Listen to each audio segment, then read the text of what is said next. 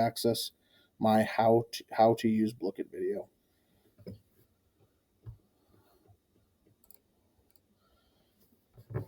I'm now at the home screen at Blocket.com. The home screen just discusses what Blocket is about, what their mission statement is,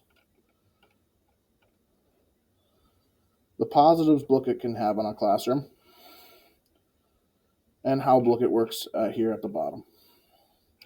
Up at the top of the screen, we have Join Game, Log In, or Sign Up. If you need to sign up, you may do so by signing in with a Google account or another email address. Since I have an account already, I'm going to log in. Once you have logged into your account, will pop the Blocket dashboard. This is the Blocket dashboard.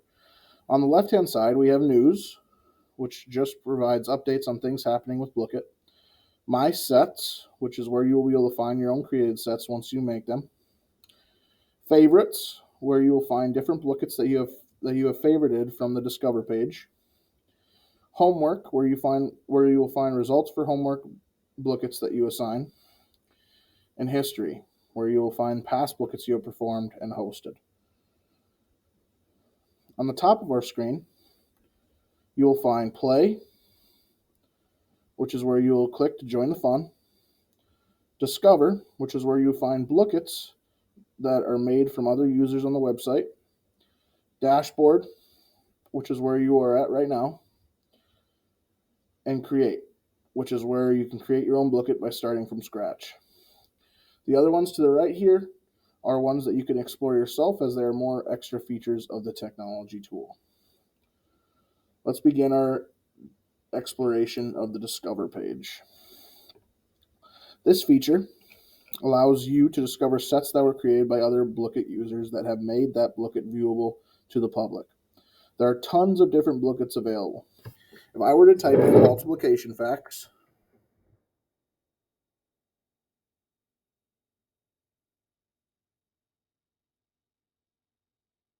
different question sets would pop up that include that search term that is sorted by the amount of plays it has gotten.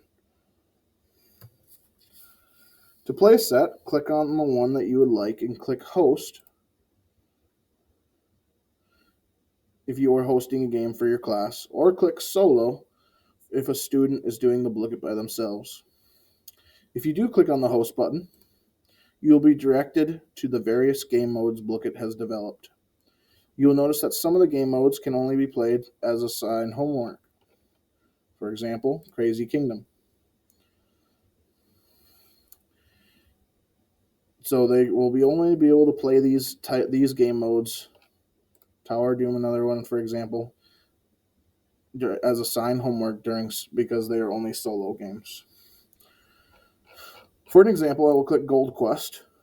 It gives me the option to set our game to an end in either time or a certain amount of gold, as well as other options that it allows settings down below here. Each game mode has different settings. Once you choose how your game will end, either via time or amount of something, it will bring you to the host screen where it shows the game ID along with which players have joined. To join a game, you go to Blocket.com/play, or if you are back at the home page, go to Blocket. You can log in already. If you're on the dashboard, you click Play and type in the game ID that it pops up as. Or if you do not wish for your students to create an account, they simply can join a game by going to the Blocket homepage at Blocket.com and clicking on the Join a Game button at the top. This is where they don't need an account for the service. Now time to create our own Blocket. So going back to the dashboard here, I'm going to create. Before you begin entering your questions, you'll be asked to give your Blocket set a title. Choose a privacy setting and a creation method. If Quizlet is something that you implement in your own classroom, you can import sets from there to quickly create a Blocket set, as well as importing a spreadsheet. Choosing a cover image and writing a description about your set is optional.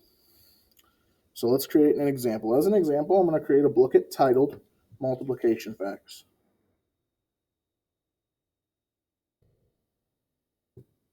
Begin adding questions.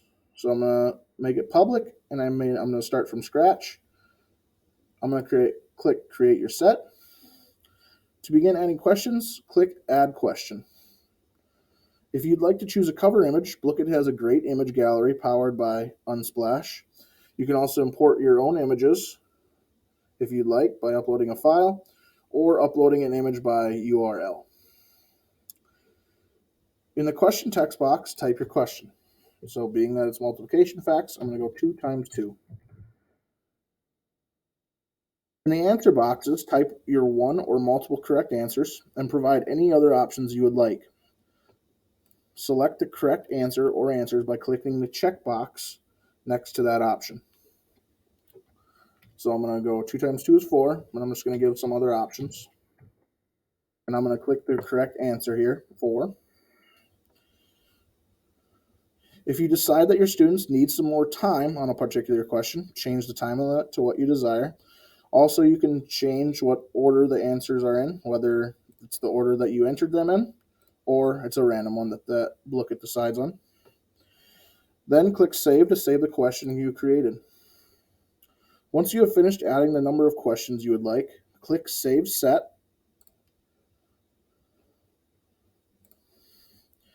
And this set can now be found under My Sets on our dashboard. To assign a set as homework, go to My Sets, find the Blocket you would like to assign, and then click Host.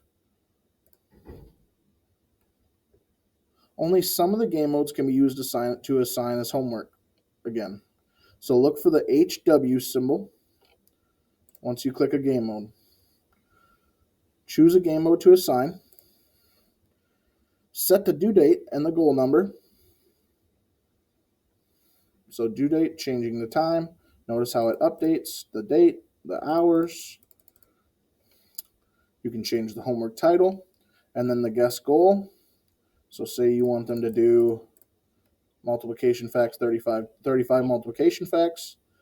Then click Assign Now. Then click the link to copy, for example, and then copy it into your learning management system.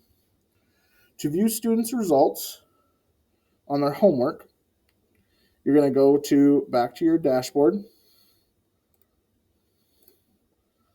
go to homework, and then your results will pop up when kids have their own, or when they have performed the assignment. You can sort by question number or incorrect percentage. You can choose to extend the assignment period, refresh it if kids are doing it currently. You can also review results for Blockets that you host. To do this, go back to the Blocket dashboard, and on the left-hand side, choose History, and choose the Blocket that you would like to review the results for. This Blocket was done on addition facts. I can sort by question number or incorrect percentage. So this allows us to see what problems students need help on. So for example, 8 plus 7 was giving some of my students a hard time.